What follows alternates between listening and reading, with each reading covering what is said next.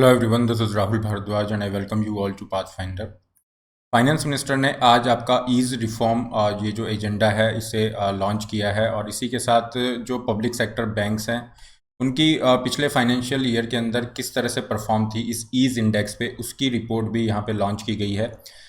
Ease एक तरह का ये पब्लिक सेक्टर बैंक्स का रिफॉर्म एजेंडा है और यहाँ पे इंडिया के लिए अच्छी बात यह है कि जितने भी पब्लिक सेक्टर बैंक्स हैं यहाँ पे फर्स्ट टाइम पिछले 5 साल में ये आपके लॉस में चल रहे थे और 5 साल बाद ये ऐसा हुआ है कि यहाँ पे ये प्रॉफिट के अंदर देखे जा रहे हैं। पूरी इनकी परफॉर्मेंस रिफॉर्म एजेंडा के ऊपर जो ईज 3 आपका था उसकी जो एनुअल रिपोर्ट है वहाँ पे जो परफॉर्मेंस है पब्लिक सेक्टर बैंक की उसको हम देखेंगे और ये जो ईज 4 है ये ईज 3 से कैसे डिफरेंस है, मतलब इसमें क्या क्या चेंजेस किए गए हैं और ये पूरा ईज 4 किस कॉन्टेक्स्ट के अंदर बनाया गया है, क्या इसका ओवरऑल पर्पस है, ईज वाला जो कॉन्सेप्ट है इसको भी हम समझेंगे डिटेल में। आगे बढ़ने से पहले this is a brief introduction about me. My name is Rahul Bhardwaj. ये मेरा टेलीग्राम चैनल है, इस पर आप मुझे फॉलो कर सकते हैं। PDF of the session will be available here. देखिए, ईज ये जो है इसे enhanced access and service excellence के नाम से जाना जाता है और जितने भी पब्लिक सेक्टर बैंक्स हैं उसमें रिफॉर्म करने के पर्पज से इसको एनविजन किया गया 2017 के अंदर और ईज 1.0 जो है ये आपका 2018 में लॉन्च किया गया। ओवरऑल ऑब्जेक्टिव यही था कि जो भी पब्लिक सेक्टर बैंक्स हैं आपके वहाँ पे जो आपकी बैंकिंग सर्विसेज हैं उनको स्मार्ट बनाया जा सके और क्लीन बनाया जा सके। फॉर एग्जांपल आज आप पब्लिक सेक्टर बैंक किसी में भी जाते हैं, फॉर एग्जांपल एसबीआई है, पीएनबी, बैंक ऑफ बड़ौदा, तो आप वहाँ पे देखते हैं कई जगह पे कई बार आपको काफ़ी सारी सर्विसेज लेने में प्रॉब्लम फेस होती है in comparison to private banks. तो उनको स्मूथ करना, उन चीज़ों को स्ट्रीमलाइन करना, अगर आपको लोन लेना है फटाफट से लोन मिल जाए, जो भी आपको बैंकिंग सर्विसेज चाहिए वो आपको इजीली एक्सेसिबल हो जाए। तो इसी तरह से काफ़ी सारे इंडिकेटर्स हैं जिनके ऊपर रिफॉर्म की ज़रूरत थी पब्लिक सेक्टर बैंक में। उन सभी चीज़ों को ये ईज जो आपका इनिशिएटिव है ये रिफॉर्म करने की बात करता है। For example public sector bank का अगर हम एनपीए देखते हैं, नॉन परफॉर्मिंग असेट्स जो हैं वो काफ़ी ज़्यादा हैं, तो उसको कम करने की बात की जा रही है, कैसे उसे कम किया जा सकता है। तो इस ओवरऑल ऑब्जेक्टिव के साथ आपका ईज ये रिफॉर्म एजेंडा लाया गया and that was commission through Indian banks association and authored bye Boston consulting group.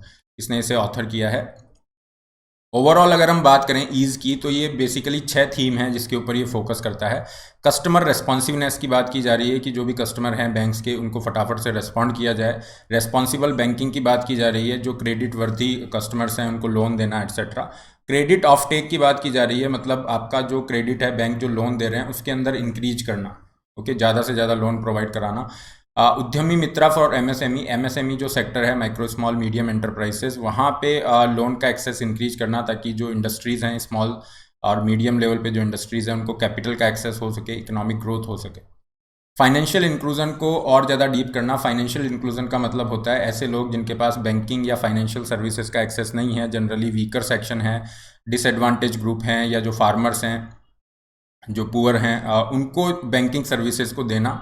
Digitalisation करना बैंकिंग सर्विसेज का। इसके अलावा गवर्नेंस रिलेटेड और ह्यूमन रिसोर्सेज रिलेटेड रिफॉर्म्स को इनिशिएट करना। तो ये बेसिक थीम रहेगी ईज के ऊपर और इस ईज के वेरियस इंडेक्सेस ये जो है वर्जन लॉन्च किए गए और अभी जो लेटेस्ट आज जो लॉन्च किया गया दैट इज़ 4.0। ईज जो 1.0 है ये 2018 में लॉन्च किया गया था, इसके बाद 2.0, 3.0 लॉन्च किया गया और ईज 3.0 पे जो परफॉर्मेंस है उसकी रिपोर्ट भी आज फाइनेंस मिनिस्टर ने अनाउंस की है। ये जो परफॉर्मेंस है, बैंक्स का परफॉर्मेंस मीज़र किया जाता है, जो पब्लिक सेक्टर बैंक हैं उनकी परफॉर्मेंस को मीज़र किया जाएगा अंडर दिस रिफॉर्म इंडेक्स। ये जो आपका ईज रिफॉर्म इंडेक्स है इसके अंदर काफ़ी सारे जो हैं मेजर 5 आपके क्राइटेरिया हैं। 5 मेजर क्राइटेरिया के अंदर काफ़ी सारे इंडिकेटर्स को क्लब किया है, यहाँ पे आप देख सकते हैं। तो ओवरऑल ये जो आपको दिख रहा है, ओवरऑल अगर आप देखेंगे तो ये लास्ट ईयर का था और ये इस साल से कंपैरिजन है। ओवरऑल परफॉर्मेंस में इंक्रीज हमें देखने को मिल रहा है। और अगर हम वेरियस ये जो आपके ऑब्जेक्टिव असेसमेंट है, वेरियस जो एरियाज़ हैं, की एरियाज़ हैं, इनमें अगर आप देखोगे तो स्मार्ट लैंडिंग की अगर हम बात करें, लैंडिंग स्मार्ट आपकी हो रही है तो इसके अंदर इंक्रीज देखने को मिला है। And tech enabled ease of banking, technology based आपका जो बैंकिंग सर्विसेज है उनको एनहांस करने की बात की जा रही है। इंस्टीट्यूशनलाइजिंग प्रूडेंट बैंकिंग, ओके, इसके अंदर भी इंक्रीज देखने को मिला है। Governance related, human resources related जो रिफॉर्म्स है उसमें भी इंक्रीज देखने को मिल रहा है। अभी आपको डेटा यहाँ पे रटने की जरूरत नहीं है, बस ये मेजर जो 5 की एरियाज हैं इन्हें ध्यान रखिए कि ईज के अंदर कौन कौन से मेजर 5 की एरियाज हैं। फाइनेंशियल इंक्लूजन को डीपन करना, कस्टमर प्रोटेक्शन करना, रिस्क को मिनिमाइज करना, ये सब चीज़ें हैं। तो ये मेजर आपके क्राइटेरियाज हैं जिनके ऊपर बैंक्स को क्या किया गया, ईज 3 के अंदर यहाँ पे इस रिफॉर्म इंडेक्स के बेसिस पे उनको मेजरमेंट किया गया। और फाइनली जो रैंक यहाँ पे आई है उसके अंदर ओवरऑल अगर आप देख रहे हैं तो एसबीआई ने टॉप किया है, followed by the bank of Baroda and union bank. तो ये इंडिया के टॉप 3 पब्लिक सेक्टर बैंक है जिन्होंने ओवरऑल ईज 3 इंडेक्स के अंदर सबसे अच्छा परफॉर्म किया है। अब ये इंडिविजुअल जो थीम्स हैं, अभी हमने 5 थीम्स देखी थी, तो ये थीम आपको याद रखनी है कौन सी पर्टिकुलर थीम है, जैसे गवर्नेंस हो गया, स्मार्ट लैंडिंग हो गई, फाइनेंशियल इंक्लूजन और ये सब। तो ये जो मेजर आपकी 5 थीम्स हैं, सब थीम पे इंडिविजुअल रैंकिंग भी दी गई है जो आपको याद रखने की ज़रूरत नहीं है। हालांकि जो थीम अभी हमने यहाँ पे डिस्कस की हैं, ये पांचों थीम आपको ध्यान रखनी है, 5 की एरियाज आपको ध्यान रखने हैं। इसके अलावा अगर हम बात करें तो यहाँ पे फाइनेंस मिनिस्टर ने ये कहा कि पिछले 5 सालों में अगर जो पब्लिक सेक्टर बैंक्स हैं वो आपके लॉस में चल रहे थे, और 5 साल बाद पहली बार ऐसा हुआ है कि पब्लिक सेक्टर बैंक ने प्रॉफिट यहाँ पे रिपोर्ट किया है, और ये भी लगभग 31,000 करोड़ का प्रॉफिट है। लास्ट ईयर की अगर हम बात करें 26,000 करोड़ का आपको लॉस था।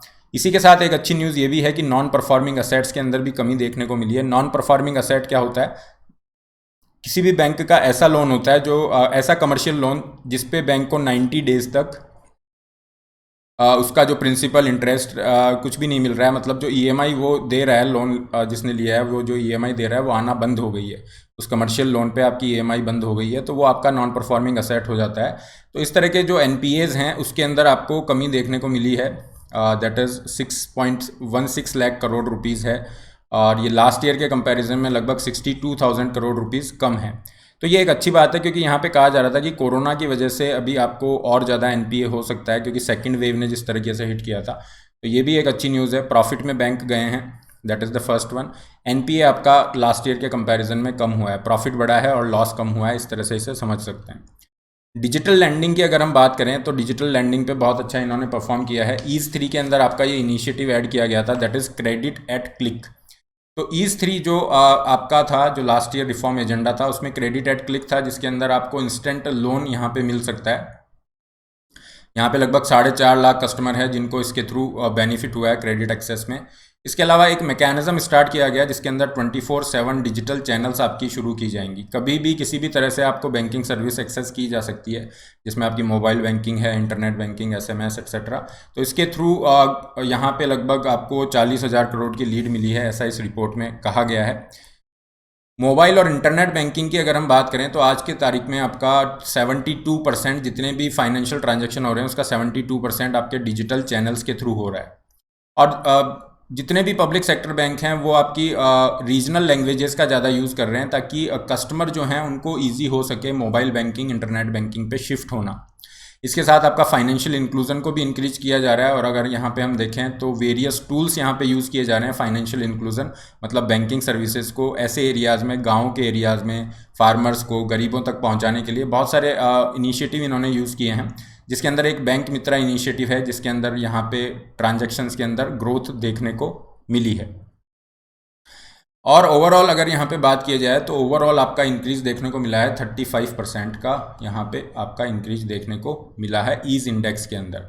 तो यहाँ पे ऐसा कह सकते हैं कि जितने भी पब्लिक सेक्टर बैंक है, सभी पब्लिक सेक्टर बैंक ईज वाला ये जो रिफॉर्म एजेंडा है इसके अंदर इंप्रूव कर रहे हैं, मतलब पब्लिक सेक्टर बैंक अपनी परफॉर्मेंस, अपनी एफिशिएंसी को ईज रिफॉर्म एजेंडा के अंतर्गत इंक्रीज कर रहे हैं, ये एक अच्छी बात है। एंड हाईएस्ट जो इम्प्रूवमेंट है, जितने भी हमने थीम्स देखी थी उसमें हाईएस्ट इम्प्रूवमेंट आपका स्मार्ट लैंडिंग में और इंस्टीट्यूशनलाइजिंग प्रूडेंट बैंकिंग, इन दो चीज़ों के अंदर आपको देखने को मिल रहा है। ये दो ऐसे सेक्टर हैं जहाँ पे आपको सबसे ज़्यादा इंक्रीज देखने को मिला है। डेफिनेटली यहाँ पे टेक्नोलॉजी की हेल्प ली जा रही है, और जो लैंडिंग है उसको स्मार्ट बनाया जा रहा है। फॉर एग्जांपल अगर कोई ऐसा है, कोई ऐसा इंडिविजुअल है जिसने किसी एक बैंक से लोन लिया हुआ है, वो उस लोन से उस बैंक से लोन लेके डिफ़ॉल्ट कर जाता है, तो ये सारी इन्फॉर्मेशन अब टेक्नोलॉजी बेसिस पे ये एक्सेस की जा सकेगी। तो ये यही इंडिविजुअल अगर किसी दूसरे बैंक से लोन ले रहा है तो इस तरह से उस बैंक को पता होगा कि क्या रिस्क फैक्टर हैं, किस तरह से ये डिफ़ॉल्ट हुआ है, एक्सेट्रा। इस तरह के काफ़ी सारे इनिशिएटिव यहाँ पे ऐड किए हैं। और ये जो ईज़ 4 आज आपका लॉन्च हुआ है, दो चीज़ें हुई थी जिसमें ईज़ 4 को लॉन्च किया है, और ये जो आपका एनुअल रिपोर्ट थी ईज़ 3 का, जो यहाँ पे रिपोर्ट कार्ड था, जो रैंकिंग हमने देखी थी SBI, bank of Baroda and all, तो वो तो हमने डिस्कस किया है। अब ईज 4 के अंदर क्या नया एडिशन है, एडिशनल क्या है यहाँ पे, अगर इसे देखते हैं। देखिए ईज 4 यही कस्टमर सेंटरिंग डिजिटल ट्रांसफॉर्मेशन को कंटिन्यू रखेगा और वही रेस्पॉन्सिबल बनाएगा पब्लिक सेक्टर बैंक को। यहाँ पे कुछ चीज़ें आपके एक्स्ट्रा ऐड की गई हैं, जिसके अंदर एक तो आपका 24/7 ये बैंकिंग वाला है। ओके, ये बिल्कुल नया एडिशन है।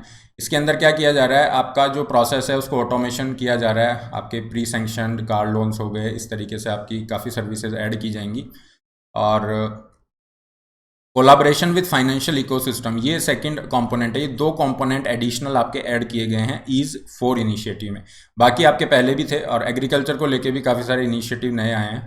तो ये जो आपका कोलाबरेशन विद फाइनेंशियल इकोसिस्टम है, इसमें क्या किया जाएगा, देखिए कोई भी इंडिविजुअल है वो अगर लोन ले रहा है, मान लीजिए उसने बैंक से लोन ले लिया और उसने किसी NBFC non banking financial company जैसा कि आपकी बजाज फाइनेंस, मुथूट फाइनेंस, ये सब है, इनसे भी लोन ले रखा है।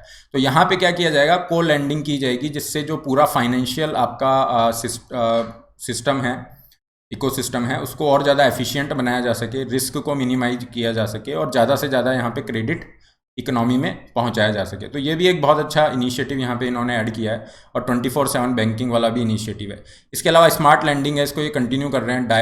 डायल ए लोन, आपने कॉल किया आपको लोन मिल जाएगा। क्रेडिट एट क्लिक की हम बात कर चुके हैं, ईज 3 के अंदर भी ये था।